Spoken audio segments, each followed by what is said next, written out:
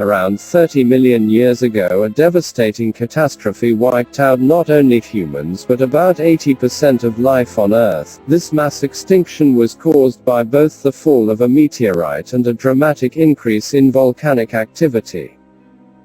Now we find ourselves exploring a world that has been reborn from its own ashes. Our first stop in this journey across the future of evolution on Earth is a tropical savanna with temperatures reaching up to 30 degrees Celsius and large extensions of tall grass. This plain extend over what used to be Paraguay and Argentina.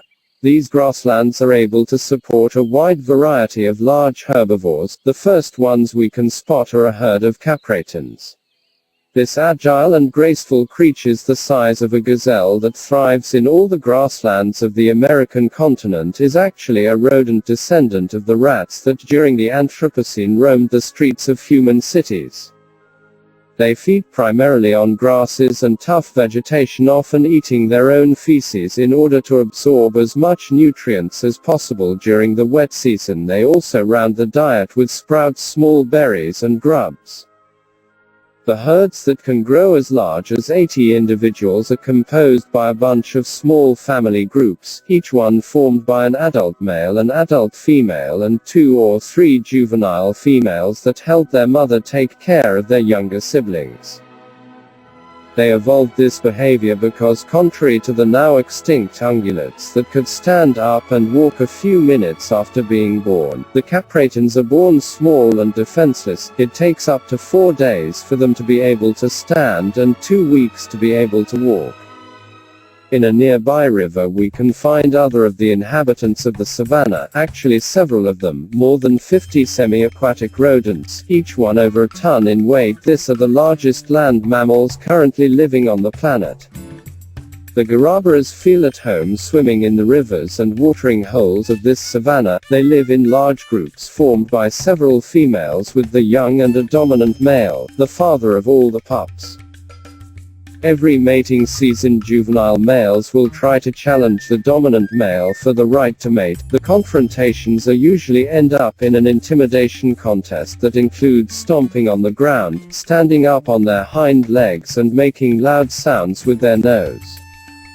If that isn't enough, the males will engage in a wrestling match that can last from a couple minutes to an hour. 3 months after the mating season, the females will give birth to 2 or 3 pups. They are born fragile and vulnerable, fully dependent on their mothers, and the target of many predators. Near the group of guarabaras, a predator has his sight set on one of the young ones that has wandered too far away from its mother.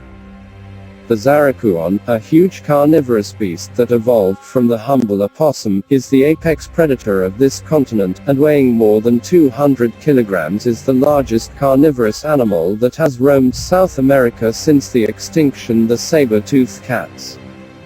Its stripes helps him to blend with its surroundings. For not so remarkable eyesight of the guarabaras, they are invisible between the tall grasses and shrubs. Once close enough, the predator jumps towards the young herbivore but before the vicious marsupial can deliver a lethal wound, a powerful blow stops him. The dominant male is here to protect his offspring.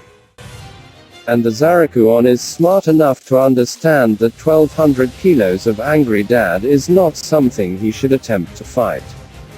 We follow the hungry marsupial and it leads us to another of the creatures that populates this land. Our guinantua is digging for roots and tubers. This compose more than 75% of its diet during the dry season. This fully grown adult female, it's almost 2.5 meters long and weight more than 10 times as much as the largest green iguana from the Anthropocene period.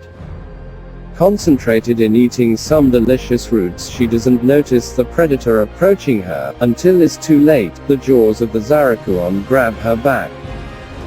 The guinantua delivers a powerful blow with her whip-like tail. This would be enough to slash through human skin. The predator backs away momentaneously. The large lizard tries to climb up a tree for safety, but the zaracuon is faster. A second bite snaps the neck of the guinantua. The night falls, and while most creatures prepare to sleep, some others are now just waking up.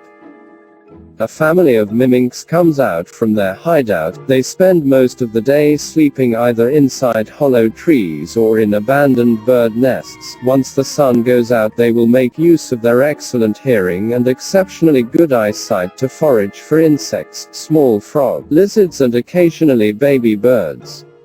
They are members of a family known as the lemur rats, a diverse group comprised of more than 30 different species of arboreal rodents, ranging in size from the 15 centimeters and 120 grams of the tiny tree mice to the 40 centimeters and 5 kilograms of the red monrat.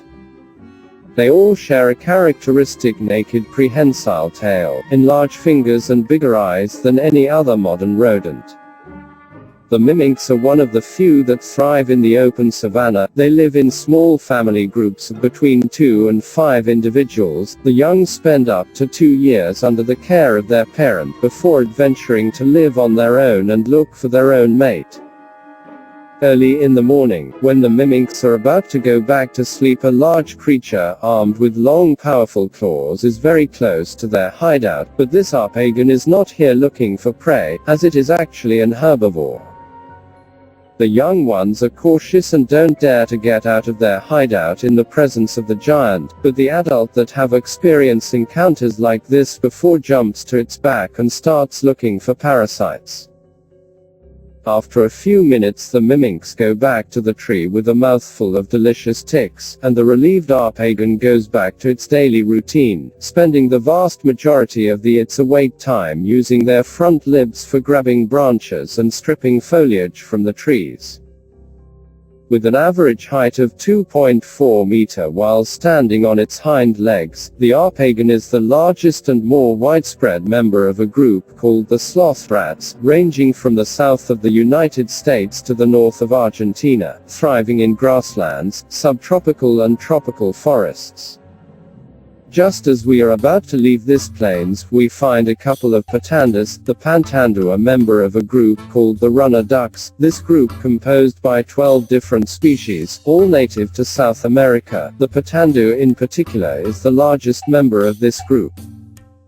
The adults measure up to 1.5 meters tall and with a 2 meters long wingspan. They are the largest flying birds since the extinction of the albatrosses and condors at the end of the Anthropocene. Unlike their ancient relatives, the ducks and swans that used to be mostly herbivorous, the patandu gets up to 80% of its diet from live prey that they catch with their serrated beaks. They feed on fish, snakes, small lizards, and amphibians. The patandu, just as many duck species from the Anthropocene, these birds exhibit a notorious sexual dimorphism, with the males having a more showy plumage than the grayish females.